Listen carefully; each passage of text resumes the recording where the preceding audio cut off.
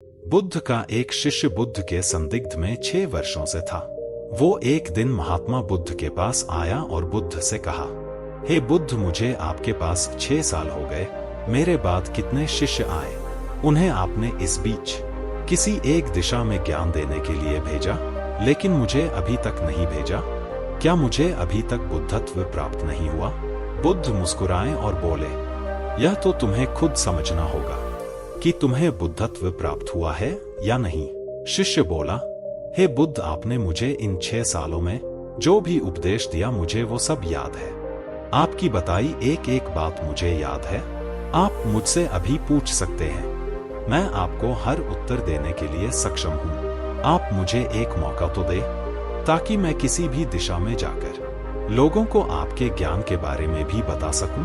बुद्ध ने कहा, ज्ञान की बातों को याद रखने से कुछ नहीं होता जब तक आप उसे अपने आचरण में ना लाओ। जब तक आप किसी भी चीज को अपने आचरण में नहीं लाओगे, तब तक आप दूसरों को नहीं कह सकते कि वो उसे अपने आचरण में लेकर आए। शिष्य ने कहा, जो भी हो, कृपया आप मुझे एक मौका दे। आप मुझ पर भरोसा रखें। मैं सभी को अपने ज्ञान से प्रभावित कर सकता हूँ। मैं लोगों को ऐसी बातें बता सकता हूँ जिससे उनके जीवन में शांति आएगी और वो शांतिपूर्ण अपना जीवन जी सकेंगे। बुद्ध ने कहा, अभी तुम तैयार नहीं हो। जब तुम तैयार हो जाओगे, मैं तुम्हें खुद सही मार्ग पर जाने के लिए कहूंगा। शिष्य ने कहा, क्यों बुद्ध? आपने मुझे इन 6 वर्षों में इतना भी ज्ञान नहीं दिया जिससे मैं लोगों को प्रभावित कर सकूं। बुद्ध ने कहा, ठीक है, तुम पूर्व दिशा की तरफ जाओ। वहां तुम्हें एक गांव मिलेगा, उससे तुम भिक्षा मांग कर लाओ और वहां के लोगों को अपने ज्ञान से मदद करना। कल सुबह तुम वहां अकेले जाना और शाम को आकर मुझे बताना तुमने कैसे वहां के लोगों की मदद की। वह शिष्य ये सब सुनकर बेहद खुश हो गया और बुद्ध का आशीर्वाद लेकर चला गया। और वह रात भर ज्ञान समेटता रहा और मन ही मन सोच रहा था कि मैं कल ऐसे ज्ञान की छाप छोड़ूंगा कि वहां के लोगों के साथ बुद्ध भी मुझसे प्रभावित हो जाएंगे। सुबह उठकर वो महात्मा बुद्ध को प्रणाम करने गया। उन्हें प्रणाम कर वह पूर्व की तरफ निकल गया। शाम को जब वह वापस आया तो बुद्ध ने देखा कि उस शिष्य के माथे पर चोट लगी है और खून बह रहा है। बुद्ध ने उसे पट्टी की और पूछा, तुम्हें यह चोट कैसे लगी? शिष्य ने कहा कि बुद्धि, वहां के लोग बेहद दुष्ट हैं, उन्हें जरा भी बुद्धि नहीं है। मैं उस गांव में भिक्षा लेने गया पर किसी ने मुझे भिक्षा नहीं दी, सब मुझे गालियां दे रहे थे। एक व्यक्ति ने तो मुझे भी भिक्षा तो दी, लेकिन नीचे फेंक कर और कहा, इसे उठा लो। मैंने उन्हें काफी समझाया, लेकिन वह मेरी बात सुनने को तैयार ही नहीं थे। उल्टा उन्होंने मेरे साथ हाथापाई की जिससे मुझे चोट लग गई। हे बुद्ध, आप मुझे दूसरी जगह भेजें जहां के लोगों में बुद्धि हो, इस तरह न हो। बुद्ध उसकी बात सुनकर मुस्कुराए और बोले कि अगर तुम्हें दूसरे गांव में भी ऐसे ही लोग मिले तब तुम क्या करोगे? शिष्य ने कहा, हे बुद्ध, ऐसे लोगों को कोई ज्ञान नहीं दे सकता। वह लोग अज्ञानी है, उन्हें कौन समझाए? बुद्ध ने कहा, वह लोग अज्ञानी नहीं बल्कि ज्ञानी है। उनके पास बहुत बुद्धि है परंतु उनके पास खुद का ज्ञान है। वह अगर तुम किसी दूसरे के ज्ञान को चोट पहुंचाओगे तो वह कुछ तो कहेंगे ही। तुम्हें ऐसे लोग हर जगह मिलेंगे, तब तुम अपना ज्ञान उन्हें कैसे दोगे? बुद्ध ने शिष्य को कहा कि आज तुम आराम करो, कल शाम को मेरे पास आना। शिष्य बुद्ध को प्रणाम करके चला गया। अगली शाम जब वह वापस बुद्ध के पास आया तब वहां एक और बुद्ध का शिष्य मौजूद था। उनके हाथ में चोट लगी हुई थी।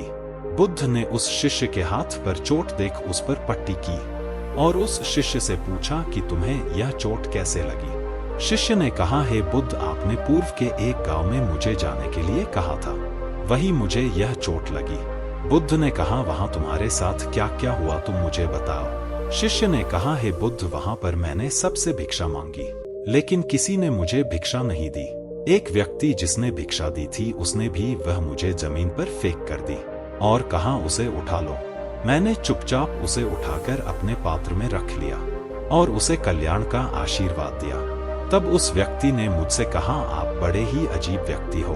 मैं आपका अपमान कर रहा हूं और आप मुझे आशीर्वाद दे रहे हैं। मैंने उनसे कहा कि आप धनी हैं, आपने मुझे दान दिया है, इसलिए मैं आपको आशीर्वाद दे रहा हूँ। फिर वहां से मैं आगे गया तो कुछ लोगों ने मुझे वहां से जाने के लिए कहा।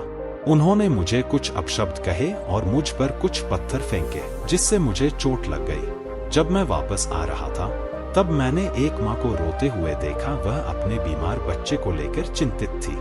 मैं तुरंत जंगल से जाकर उसके लिए जड़ी बूटी ले आया, लेकिन वहाँ के लोग मुझे जड़ी बूटी देने नहीं दे रहे थे। फिर मैंने उनसे विनती की कि वह मुझे उस बच्चे का इलाज करने दे। उसके बाद वो जैसा कहेंगे मैं ठीक वैसा ही करूँगा। फिर जिस व्यक्ति ने मुझे भिक्षा दी थी उसने गांव वालों को समझाया। तब उन्होंने मुझे उस बच्चे को जड़ी बूटी लगाने दी। उसके बाद वह बच्चा ठीक हो गया। फिर गांव वालों ने मुझसे अपने किए गए अभद्र व्यवहार के लिए क्षमा मांगी और मुझे धन्यवाद कहा। फिर मैं वहां से वापस आ गया। हे बुद्ध, आपसे एक विनती है। उस गांव के लोग बहुत भोले भाले और सीधे हैं। क्या मैं रोज उसी गांव में जाकर भिक्षा मांग सकता हूँ? ये सभी बात वो पहला शिष्य भी सुन रहा था।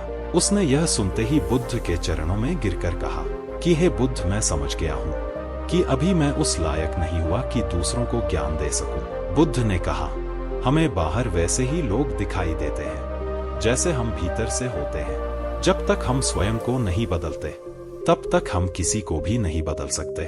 खुद में परिवर्तन करना बेहद जरूरी है।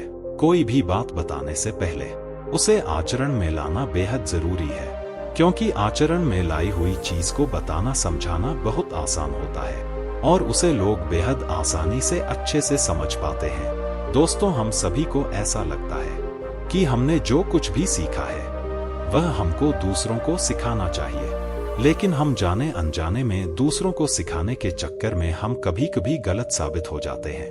तो इसलिए दोस्तों, अगर आप किसी को भी कोई भी सुझाव देने के लिए जाते हैं, आप कोई भी चीज सिखाने के लिए जाते हैं, तो सबसे पहले आप उस कार्य को संपूर्ण रूप से और सही ढंग से अच्छे से सीख जाएं। और आपको जब यह पक्का प्रूफ मिल जाए कि अब मैं इस कार्य को संपूर्ण रूप से सीख चुका हूँ, अब मैं दूसरों को सिखा सकता हूँ, तभी आप दूसरों को सिखाने के लिए जाए। अन्यथा आपके साथ दुर्व्यवहार हो सकता है और आपको क्षति भी पहुंच सकती है।